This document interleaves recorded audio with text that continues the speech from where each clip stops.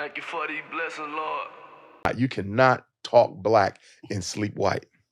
And why would the original man want a member of the race that enslaved and dehumanized you to carry your seed? Why would I, after the rape and the lynching and the slavery and the Willie Lynch and the Jim Crow and the police brutality and the economic apartheid and the gentrification and the AIDS and the Ebola, the West Nile, the COVID, the genetics, the eugenics, why would I want to take my original seed, God's seed, and put it in a cave-dwelling organism?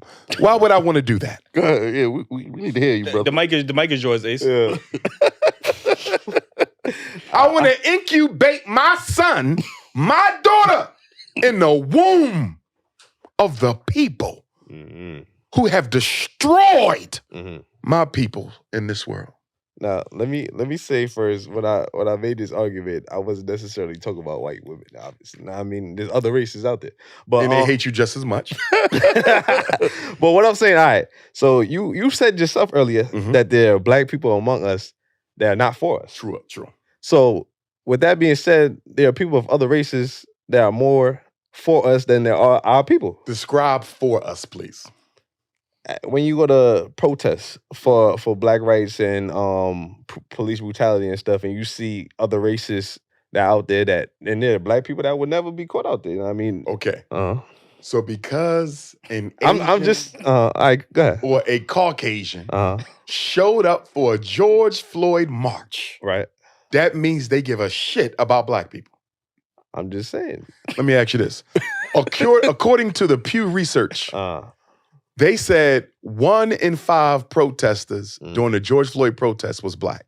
Okay. 4 out of 5 were non-black. Right. At least 3 out of the 4 were white. So the George Floyd protests were mostly white people. Okay. If white people care that much about black ain't folks, no changes. why didn't that woman who got Emmett Till murdered, why was she never arrested? Still, if white people care that much about black life, confession. why all these police that's going around killing black folks are not being held accountable? If white people care that much about black life, why don't we see it in the political and economic realities of black people? Facts. You know why they showed up to the George Floyd march? Why? To dissipate the power of black people and to redirect the focus of those marches. White people outnumber black people 5-1. So if you let them in, they automatically take control by virtue of their numbers and redirect it. And so Nancy Pelosi and the Democratic Party turned the George Floyd march into a damn celebration for Joe Biden. Joe Biden votes in the Democratic Party. We got nothing out the march whatsoever because we let it get diluted. Right. You have to keep it all black. The minute you let white people in, because you can't control how many join. There's more of them than us here. You can't control how many join. So the minute you let them in, they now have the power to remake this into whatever they want. And because most Negroes who participated in the George Floyd March made it multicultural, every time we get on the microphone, this is not just about black people. I'm so tired of hearing that shit. It is, though. Everywhere it is you about go, us. it is about us. Yes. But if you notice, when it's about us, it can't be about us. Yeah. Can't just See, be about us. when the Mexicans shut down the highways in California, nobody tried to multiculturalize that. You understand me? You're not welcome here. Absolutely. This is our thing. Yeah. When the European Jews, this is our thing. Yeah. But soon when black people do it, we got to multiculturalize to do what? Kill the focus of it. Holding hands. Nobody wants black That people to shit be crazy. free, and they damn sure don't want you to be equal, and they definitely don't want you to have more than they do. So let me help my good brother out, right? So some of the talking points when I do have these conversations with other black men or black women is that, you know, procreating is part of being pro-black, right? Procreating with another black person. So some people will say... Before we get into that, Okay. what would be your description of a pro-black person? I hate the term pro-black Okay. because I never heard of a pro-Mexican or pro-Jew. This is how messed up we are. Not you for saying pro-black, but for you to have to define a black person as pro-black. Do you know what that means? Right. That automatically means by contraindication that most black people are anti-black. That's a fact. Do you feel me? If I walk in and you say he's pro-black, because this is what people say when they see me, it'll be 1,000 blacks. He's pro-black. Do you know what you're saying about everybody else in here? Nah, They're fucking coons. Do you see what I'm saying? Yeah. We're the only people, we're the people who are for us are the minority. Think about that. But I think You have to describe people who care about black people as pro-black. No other group has to do that. And it speaks to how much most of us are anti ourselves. I don't necessarily think that means you're anti-black, because usually when I think of the word pro, usually is the most extreme of something, right? This is why when you have pro-life and everything else, when you put pro in front of something, that means the most extreme. I think people confuse being proud to be black with being pro-black. I think people are proud to be black. I don't see how one could exist without the other. What? If I'm proud to be black, I'm pro-black. I'm for my people. Yeah, but some people might say, like, when you look up the definition, it might say only supporting black-owned businesses or only to support everything all black. So when you say pro, is the most extreme. I'm only buying from black people. I'm only reproducing. I'm only loving black people. It will be impossible to only buy from black people because we don't manufacture and sell everything that somebody needs in order to survive. For me, pro-black means always putting the best interests of my people first in any situation or any decision that I have to make. Okay. You follow what I'm saying? You ain't got to be you ain't got to be a black superhero. Right. But I'm going to put my people's interests above anything else in front, above the church, above the mosque, and above other minority groups. My people come first. That's all it means to me. And you ain't got to be extreme with it. You understand me? So people see me, when I walk out on the streets, white people will stop and talk. Arabs to stop and talk. I got people who follow my work of every race, and I will respect them as human beings. Yeah. But when it comes to the struggle, none of your interests matter before my own people, because my people's interests will never matter before yours. Because why do you want to stare in the face of a member of the people who have committed the greatest human atrocities against your people? These are the people. Is that only specifically to white people, or do you mean if they date an Asian woman or Indian woman? Is that still the same? Well, I got two answers. If we're dealing with white people, why would you want one of them after what they've done to us and continue to do? Because your white girlfriend's still a racist. She still doesn't value black life. You understand? That white man Serena Williams is married to, he don't value black life.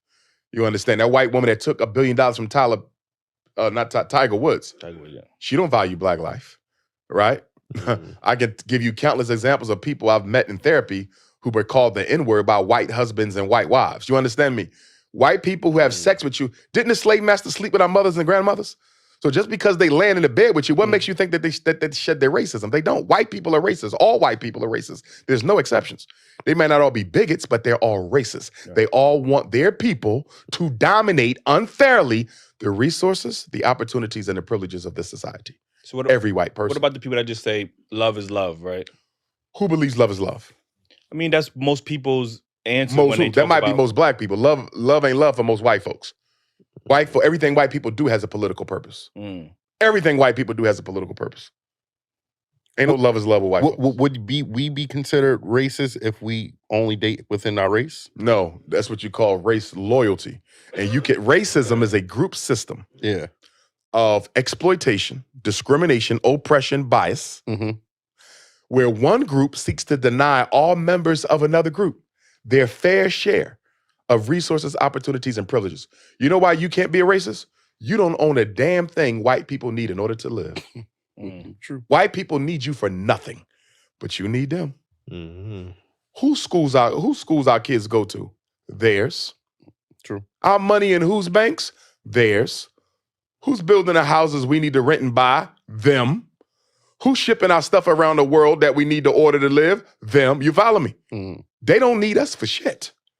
We need them for everything. We are as dependent on white people today as we were when slavery ended 157 years ago. So, in my opinion, if you talk to an integrationist, and say, how far have we come since slavery? Oh, we've come very far. We got a black president. Now we got a black vice president. We got a black Supreme Court justice. We got about 10 black billionaires. We got about 100 black millionaires. Ain't shit changing. Because their definition of progress is based exclusively on superficial assets. Are you following me? Now that's the integrationist. Now you come to me, the nationalist, the Pan-African nationalist. How much progress have we made since slavery? Zero. But Dr. Umar, how can you say that? Black people got master's degrees, doctorate degrees, houses in white neighborhoods. We own our own businesses. We got millionaires. We got tech companies. Here's my question. To what extent are we now in a better position to protect and dictate the lives of our children today than we was when slavery ended? Let me ask it another way. When slavery ended, we owned 1/2 of 1% of all the wealth in America. Guess how much we own now? The same. 1/2 of 1% of all the wealth in America. What the fuck has changed? Nothing at all but the appearance of things. Right. The only thing they did when they ended slavery is change the way it looked. They traded in slavery. Before the 13th Amendment, we were owned by individuals. We was the property of individual slaveholders. After the 13th Amendment, we became property of the government itself. We are slaves of the state. So still not free. Let me ask you a question, because in other words, if you walk out here right now and a police officer pulls you over and takes your life, God forbid, unjustifiably, how is that any better than you being on the plantation picking cotton and the overseer just decides to get off his horse and blow your damn brains out? 157 years apart. Was there any difference in the power dynamic? Hell no. Nothing at all. You're right. We are exactly where we were. There's no ramifications. Power is the measuring stick, y'all. Not education, not income, not billionaires and millionaires. How many black people on TV, Obamas and Kamalas? That's irrelevant.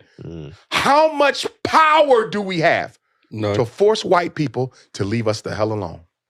And do we have any more now than we had in 1865? I don't see it. Moving. Wait, hold on. Let me ask a question real quick, because a lot of people say that Obama got in office and he did nothing for black people. Do you think he had the power to do anything when he was president? I want to ask a question before that question. Do I think he had the power? Yeah. Yes and no.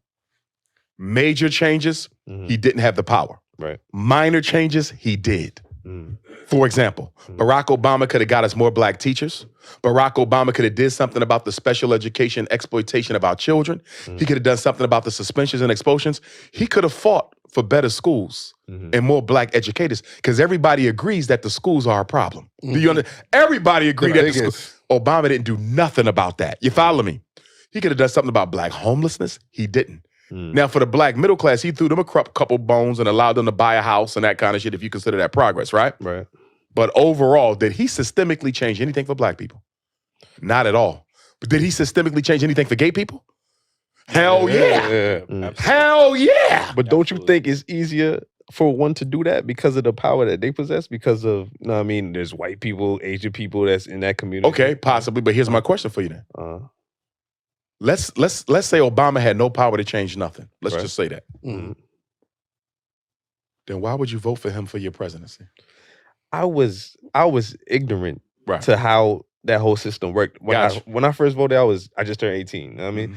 So as I'm learning more, I realized that it goes through a vote and you need certain seats, people in these seats to push bills through.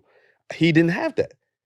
Even Biden now, where we voted in these seats, he's still not doing nothing for black people. But you know what the difference is?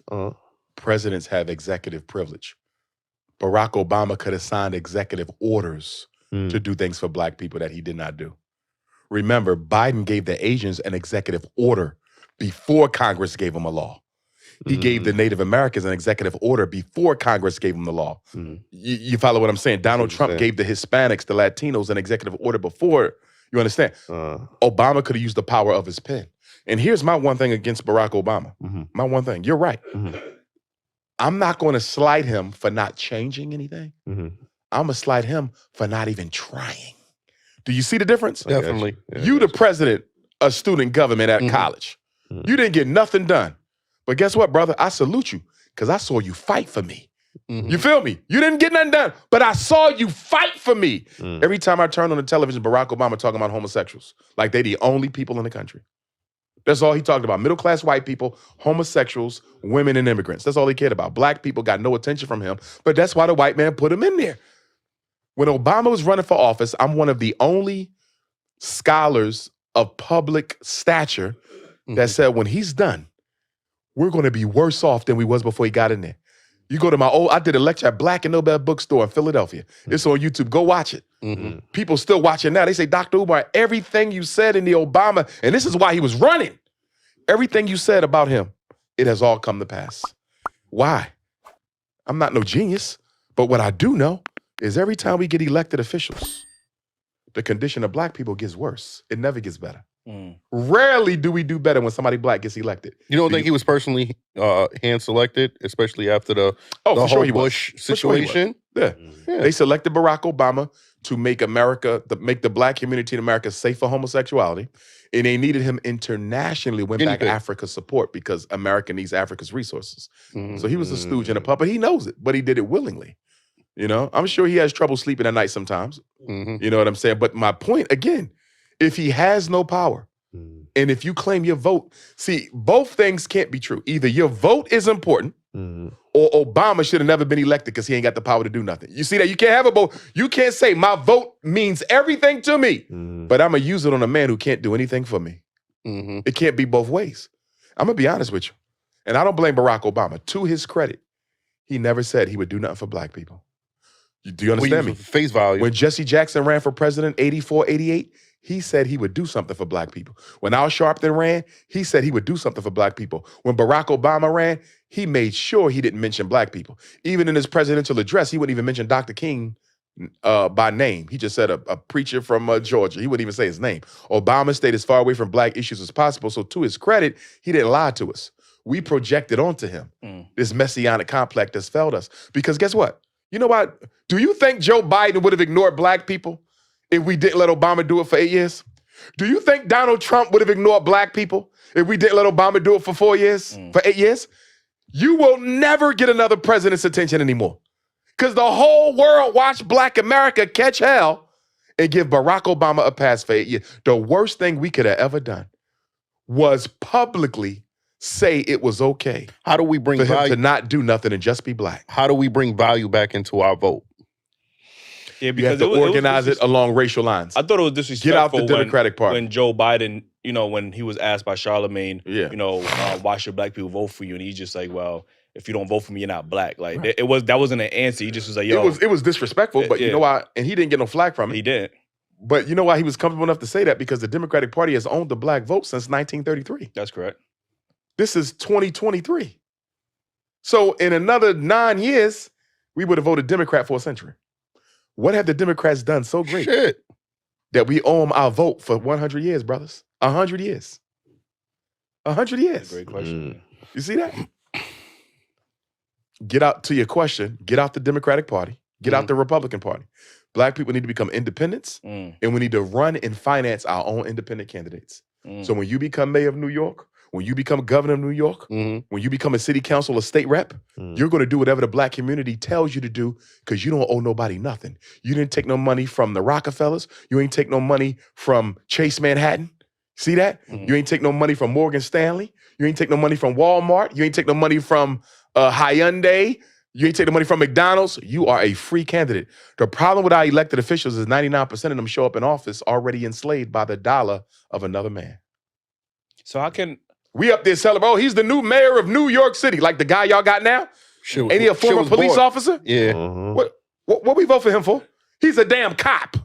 No disrespect to him. He might be a nice guy, but you fraternal order of police? His color's blue. So thank you. So what we vote for him for? Because Black people love to be oppressed. How can an independent party win them? Because if you don't need to win. In fact, you don't even need the party. You just need an independent political union. In other words, let's say we're a numerical minority, right? Right. We could run an independent. We never gonna win because whites got more votes than us and Latinos now got more votes than us, right? Yeah. We don't have to win. We're going to leverage our votes. We're going to have a political town hall meeting with all the major candidates, Republican Party, Democratic Party, Libertarian, Green Party, right? You say, hey, this is New York City. We got 4 million Black votes.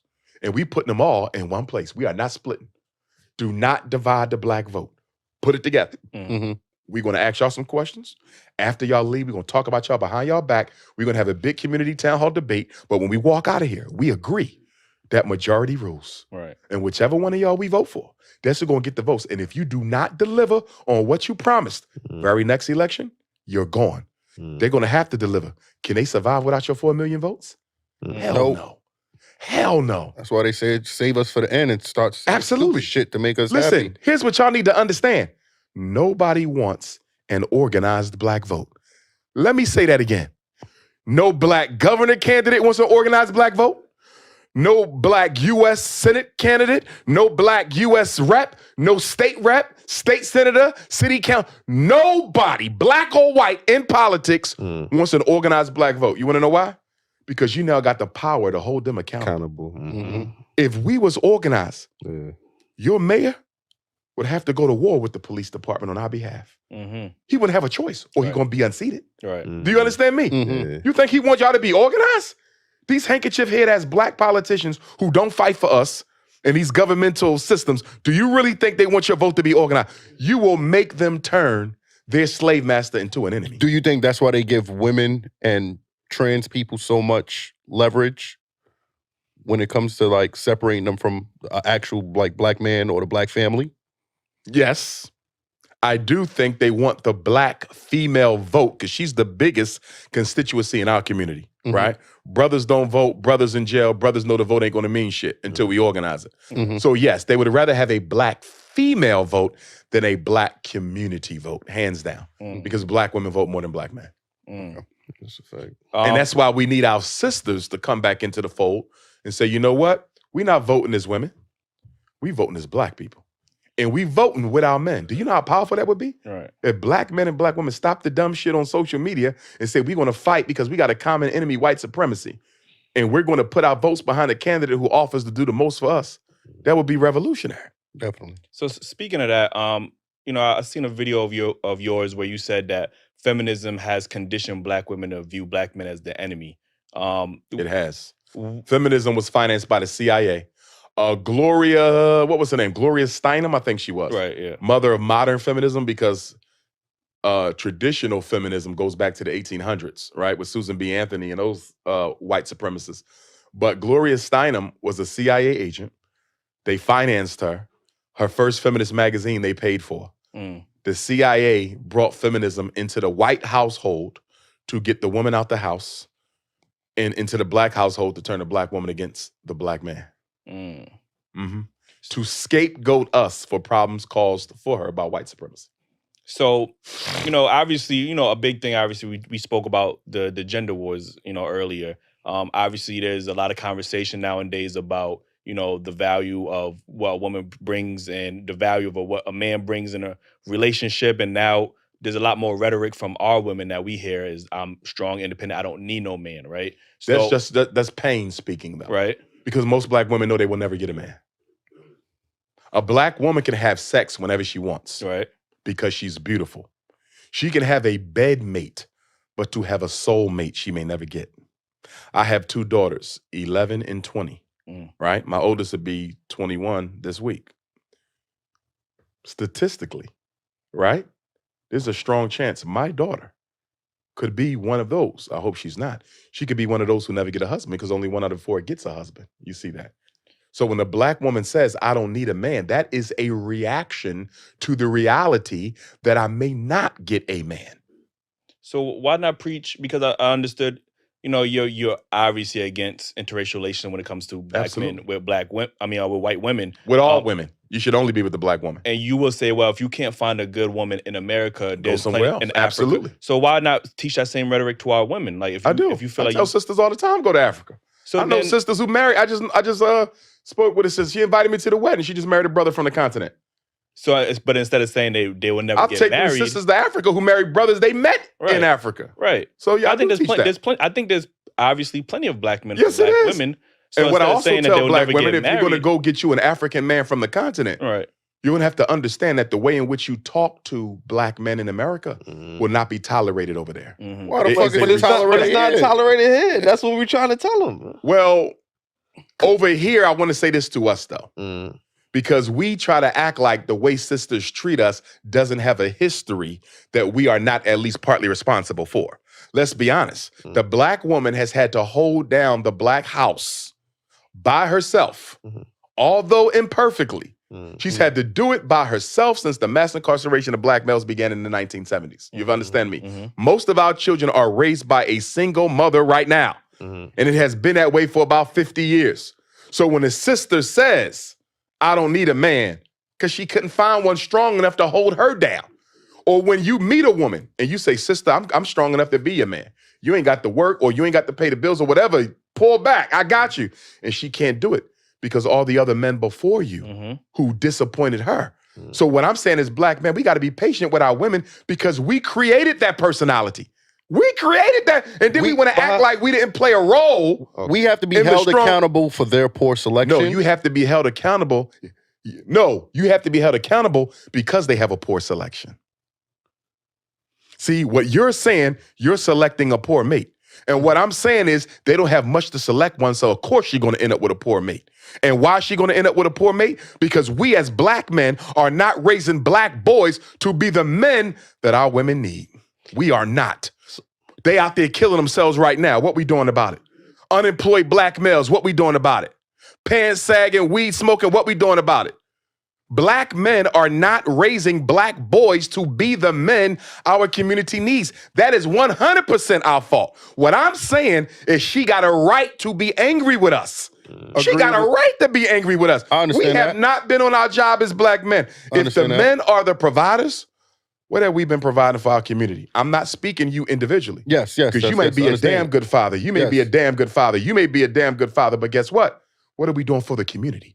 What are we doing for the children who don't have a father? You don't think the black woman got a right to be angry when she's been raising 2/3 of the kids by herself for 50 years? And the minute she raised her voice, we say she's not humble enough? She had to become masculine to survive the rape, the molestation, the domestic abuse. Are you telling me you can't see how we created that? I understand that, but she needs to be If we was loving our women and taking care of our women, do you think she would be like that? That personality has a history. If she's picking Pookie and Ray Ray instead of You're making her a scapegoat. No, she's picking a scapegoat. No. There's good quality men that they ignore. Why she even got it? Why is there even a Pookie in the selection? You gotta ask her that. No. I'm gonna tell you why there's a Pookie in the selection. Wow. Because black men have abandoned black boys and have allowed social media, white media, athletes, and rappers to raise them. That's why she with Pookie. If we never allowed Pookie to develop, she would not have a Pookie. If we're going to be men, the first thing we got to do is take responsibility for why our women feel the way they feel. I can hear that. I'm not saying that they're right to disrespect, because even if a woman disrespects me, right? That still don't give me a right to disrespect her because she's still the queen of the community. Even if she's not acting like it, I'm going to give her that respect. But when I hear brothers talk like this discourse we having now, we act like we don't understand. No, there's reasons for that shit. I do understand. Women are so valuable. You get what I'm saying? Like, I think women ground men and help them, propel to the next level. I think men get further in life with a woman, right? But if I'm a hardworking man, but I'm only looked at as resources, and then she's ready to jump on Tom, Dick, and Harry because he got flash, he's shining a little bit more, his access to money is quicker than mine. It's kind of hard to have that. Well, no, one, I agree with you, but that's not all sisters. No, it's not. If you're constantly running into that type of woman, then the problem is you, because you're attracting a certain low vibrational energy. Why not have that same energy for women? You just again, you held the man responsible. Because we having a conversation as men. Yeah. I got